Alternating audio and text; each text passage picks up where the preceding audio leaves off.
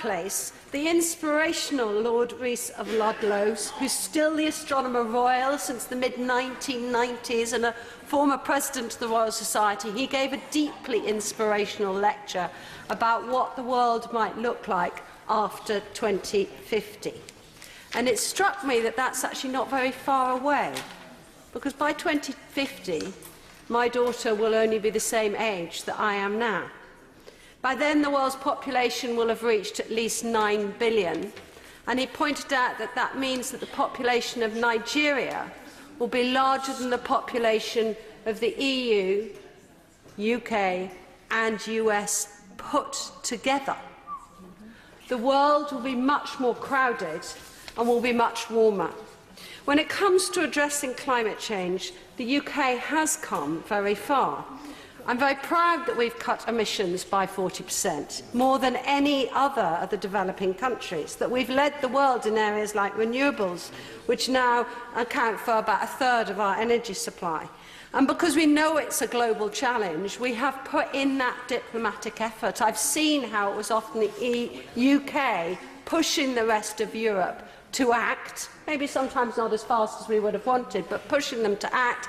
And I know how our leadership at the Paris Agreement negotiations was absolutely fundamental in getting those 181 countries to sign up to take the temperature changes seriously. I'm grateful to the Honourable Lady giving way, not only at Paris, but also at the recent COP24, where the Minister of State herself was a star turn. And many people reported back to me in my constituency that her performance and her vision and her ambition, representing the UK government, was inspirational for many other people that were present. Absolutely, and the Minister is a force to be reckoned with on climate change, and I thank her for the leadership, not just in this country but across the world. But the truth is that if we are to leave the planet a safer and better place, not just for our children but for their children and our children's grandchildren, then much more must be done. The science is very clear. We cannot continue to pump more greenhouse gases into the atmosphere, and we must achieve the net zero, if not by 2050, then at least sooner if possible. But it's not just good enough to talk about the targets. We also must think about the actions that we each need to take, both as society and as individual and as governments, and also think about how we harness the powers of science and technology to help us find those solutions. I sit on the House of Commons Science and Technology Select Committee. We're in the middle of doing a study into the technologies that we will need in order to meet those clean growth targets. And it's a fascinating study. We're in the middle of taking evidence, and I don't want to prejudice the final report, but maybe I can just give some comments on some of the actions. First of all, on energy supply, it's absolutely vital that we continue to work on more zero-carbon energy sources, investing in renewables, and I know the Minister knows that I would like to see a pathway to market for onshore wind again, especially to repower those old sites, which are often the windiest parts of our country, but now have very old turbines on. We could make them much more efficient. There's very exciting technology we've heard about, floating wind, which could go out to our deeper oceans and have floating turbines. As a physicist, Madam Deputy Speaker, I'll always campaign for continued investment in nuclear fusion, because the potential benefits are just too enormous to be ignored. And then we need the storage, the batteries, the air compressions and the smart grids to go with it. We must do more on the energy efficiency of homes. My constituency of Chelmsford, the district is building 1,000 new homes every year. Our new homes should be zero-carbon homes, and we need to also continue to reignite that discussion on how we retrofit old homes to make them more efficient and decarbonise heat.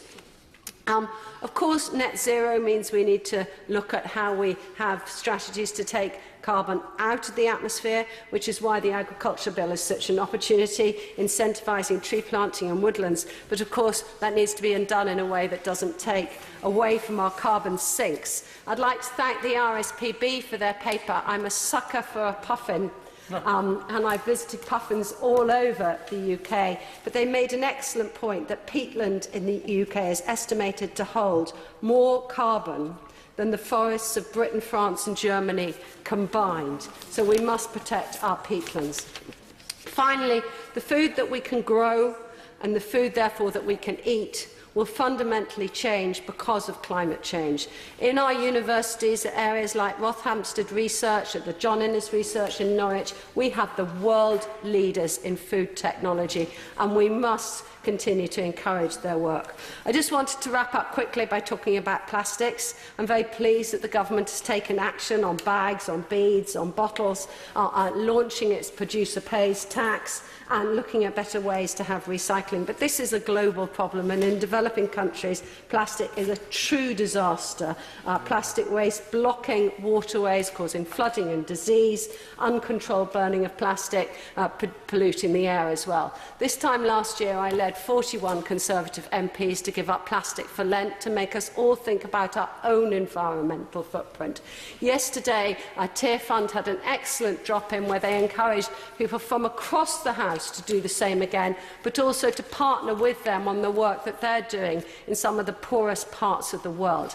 I'm encouraging members of Parliament not just to give up plastic, but to think about other things that they will do this Lent.